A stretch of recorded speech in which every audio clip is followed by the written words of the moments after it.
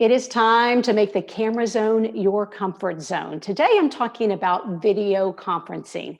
You may know that as a Zoom call or FaceTiming. You're in front of a lens. So, being confident here and in control will allow you to get across the message that you want without any of the distractions that can get in the way. Today, I'm going to show you how perfume, sticky notes, and an old curtain will help you. So let's get to my four takeaways. They are lighting, background, framing, and you. Let's go ahead and start with lighting. I think that is the most important thing. You want to have natural, soft lighting bathing your face. So you can do that by sitting in front of a window. Now, I mean sitting in front of the window where the camera is in front of you and the window is in front of you. If you have the window behind you, that can lead to backlighting where you're going to look dark and people are going to be trying to find you instead of listening to your message. Now, if you have to sit in front of a window, make sure the blinds are closed and then have a light source in front of you. Now, I use a ring light that is just beyond my webcam that I'm recording with right now. Costs you about $100, or you can just use an old lamp that you have and put it right behind your webcam. Keep in mind that the computer screen casts a blue light on your face, which is not flattering for anyone. Now, here comes the curtain. Say you've got a beautiful window, but you don't have any window coverings on it, and it is really, really sunny, so you're getting harsh lighting. All you have to do is create some soft lighting by putting a curtain up. You can use a temporary rod, one of those tension rods, or heck, you can tape it to the window. No one's going to see that. They're just going to see the beautiful lighting. Now, here's another tip. If you want to find the best lighting in your space, take your phone, or I'm using my mini iPad, turn on the camera and turn the vantage to you where you can see yourself. Then walk around the room and you'll see areas where you will get shadows and areas where you've got that beautiful light that you want. Tip number 2, framing. You want to be in the center of the shot. You don't want to shrink on camera because then your message will shrink. Stand tall in the center. Don't have too much headroom. And also, you want to make sure that the lens is either eye level or slightly above you.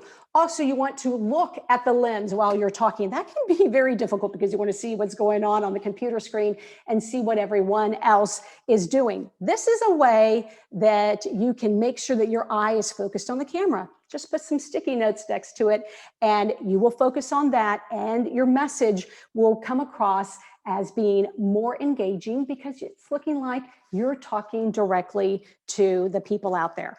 If your computer is not high enough, just use some books or a box to stack it up high enough and you are ready to go. Takeaway number 3, your background. Declutter it. You do not want your message competing with your talking fish that maybe you have behind you, or a picture of your family, because I guarantee people are looking at that picture rather than looking at you and hearing the message that you have to say.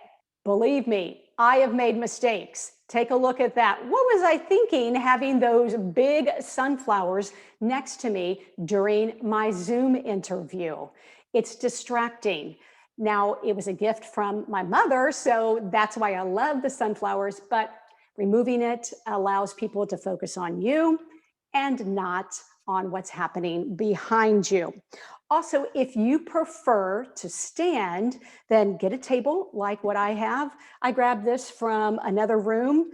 It's maybe a $30 table that I got at Walmart or Target about 20 years ago, and it can be used today to allow me to stand. Another tip, if you like to stand, and you can do your video conferencing call or FaceTiming on, say, a tablet or maybe on your phone, then invest in a tripod. It is adjustable. You can put it to your eye level and you are good to go.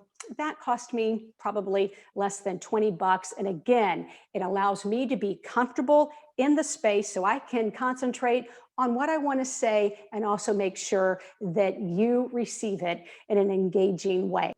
When it comes to body language, you want to be open and you want to plant yourself, whether you're sitting or you're standing in one place, and then it's okay to use your hands and to be in an open stance. Also, if you are in a room that is spacious, echoey, has a lot of hard surfaces, you may want to think about getting a lavalier mic. You just plug it into your computer. I maybe spent 15, 20 bucks on that. Or if you have a bigger budget, $100 for a USB microphone. This I'm able just to plug into my computer. I actually use it as a professional news person for my news updates for iHeartRadio and also NBC News Radio. Now, you may be wondering, Leslie, where does the perfume come in? Well, this is what makes me think, okay, time for business. Because when I used to work in an office, before I would leave my home, I would be dressed and ready to go, put my perfume on, and it is game time. Well, now my business goes from my bedroom to my office in my home, and I don't always have that mindset. So, using the same routines that you had before when you were working in an office will help you get ready to be on your game and ready to go. So, that's where the perfume ties in. So again, when you are about to do a video conferencing call, make sure you remember four things: lighting, framing, background, and you. Again, it's all about having confidence right here so you can focus on your message. Again, remember, it's all about making the camera zone your comfort zone.